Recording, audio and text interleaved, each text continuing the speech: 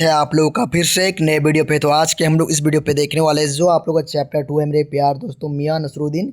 इसका हम लोग अभ्यास का सारा क्वेश्चन आंसर को देखने वाले बिल्कुल आसानी भाषा में। तो चलो दोस्तों हम लोग समय को नहीं गवाते हैं और वीडियो को स्टार्ट करते हैं। तो क्वेश्चन नंबर 1 में दिया गया है मेरे प्यार दोस्तों कि मियां नसरुद्दीन को नान भाइयों का मसीहा क्यों कहा गया है, यानी कि मियां नसरुद्दीन को नान भाइयों का मसीहा क्यों कहा गया है मेरे प्यार दोस्तों। तो आप लोग इसका उत्तर कैसे लिखेंगे मेरे प्यार दोस्तों। तो आप लोग पॉइंट नंबर 1 में लिखिएगा कि मियां नसरुद्दीन एक साधारण नानबाई नहीं है, वह एक साधारण नानबाई नहीं है, वह एक खानदानी नानबाई। वह कैसा नानबाई? वह एक खानदानी नानबाई। आप लोग पॉइंट नंबर 2 में लिखिएगा। उसके बाद आप लोग पॉइंट नंबर 3 में लिखिएगा मेरे प्यार दोस्तों कि और यह एक प्रसिद्ध नानबाई, और यह जो है मेरे प्यार दोस्तों एक प्रसिद्ध नानबाई है। उन्हें 56 प्रकार की रोटियां बनाने आती, और वो कितने प्रकार की रोटियां बनाते थे? तो वो 56 प्रकार की रोटियां बनाने आती थी। ठीक है मेरे प्यार दोस्तों। किसको? तो आप लोग का मियां नसरुद्दीन को। वह अपने काम को पूरी ईमानदारी से करते थे, और जो मियां नसरुद्दीन थे मेरे प्यार दोस्तों वह अपने काम को पूरी ईमानदारी के साथ करते थे। ठीक है मेरे प्यार दोस्तों। उसके बाद आप लोग पॉइंट नंबर 6 में लिखेगा कि वह कहते थे कि एक कुशल नानबाई कुएँ में भी रोटी बना सकते हैं। वो कहते थे कि एक कुशल नानबाई कुएँ में भी रोटी बना सकते हैं। तो क्वेश्चन नंबर 1 आप लोग को समझ में आ गया होगा। अब हम लोग क्वेश्चन नंबर 2 की ओर बढ़ते हैं।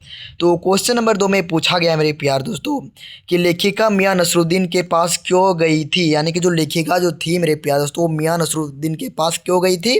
तो आप लोग इसका उत्तर कैसे लिखेंगे मेरे प्यार दोस्तों। तो आप लोग लिखेगा कि लेखिका मियां नसरुद्दीन के पास इसलिए गई थी क्योंकि वह उनकी कारीगरी को जानना चाहती थी।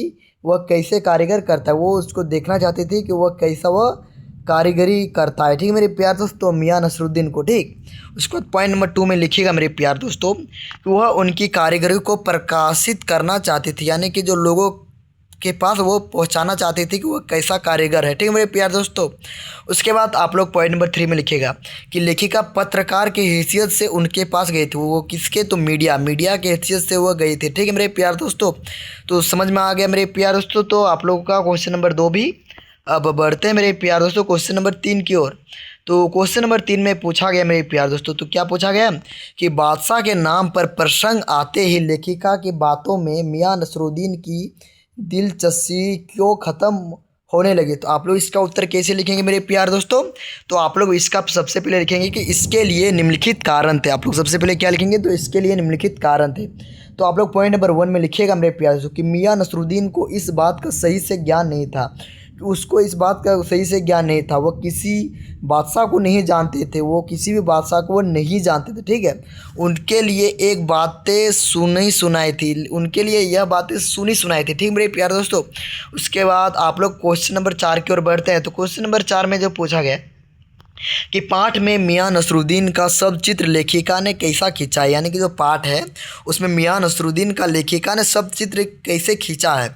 तो आप लोग इसका उत्तर कैसे लिखेंगे मेरे प्यार दोस्तों। तो पॉइंट नंबर 1 में आप लोग लिखिएगा मेरे प्यार दोस्तों कि मियां नसरुद्दीन चारपाई पर बैठे बीड़ी का मजा ले रहे थे। क्या कर रहे थे? तो बीड़ी का मजा ले रहे थे मियां नसरुद्दीन चारपाई पर बैठे हुए।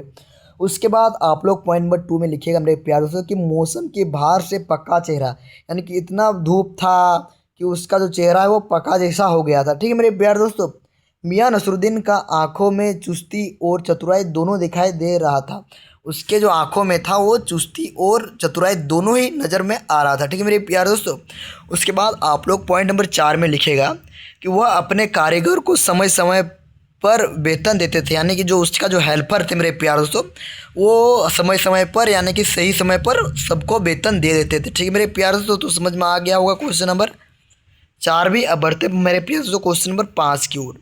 तो क्वेश्चन नंबर 5 में जो आप लोग का जो पूछा गया मेरे प्यार दोस्तों कि मियां नसरुद्दीन की कौन सी बात आपको अच्छी लगी। आपको कौन सी बात मियां नसरुद्दीन का आपको अच्छी लगी। तो आप लोग इसका उत्तर कैसे लिखेंगे मेरे प्यार दोस्तों कि वह अपने काम को पूरी ईमानदारी से करते थे, और जो मियां नसरुद्दीन जो थे मेरे प्यार दोस्तों वो अपने काम को पूरी ईमानदार और लगन से करते थे। ठीक है मेरे प्यार दोस्तों। वह अपने काम पर गर्व करते थे। वह जो काम करते थे यानी कि नानबाई का, उस काम को वो गर्व करते थे। ठीक है मेरे प्यार दोस्तों।